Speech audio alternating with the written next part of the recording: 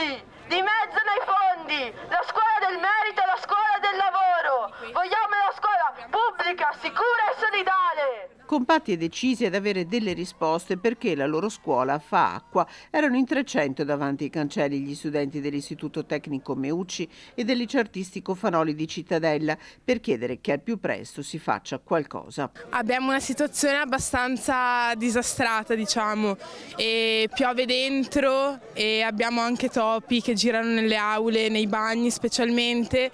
I bagni sono inagibili per la maggior parte, quindi mancano tavolette ad esempio, gli scarichi sono rotti. Ci sono finestre che cadono al Fanoli perché non sono messe in sicurezza, luci che negli ultimi anni sono proprio cadute e grazie a Dio non si è mai fatto male a nessuno, però il rischio c'è. Tra gli ospiti indesiderati anche questo Topolino.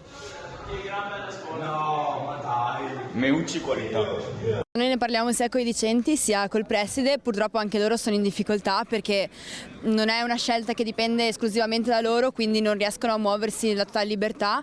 In più per dei lavori che hanno mandato ancora dall'anno scorso per rendere il plesso antisismico, adesso siamo in estrema difficoltà con i laboratori sia al Fanoli sia al Meucci ed è problematico perché i ragazzi al quarto anno devono fare stage e non possono fare pratica durante l'anno. Noi anche al Meucci abbiamo la palestra che è inagibile completamente perché dovevano fare delle migliorie sismiche, esatto.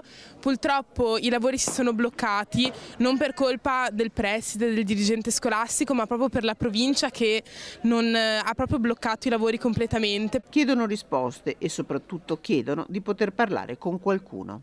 Abbiamo tanti dubbi e poche risposte perché ci dicessero qualcosa, invece ci lasciano veramente così appesi senza dirci cosa succede, cosa succederà, cosa si può fare.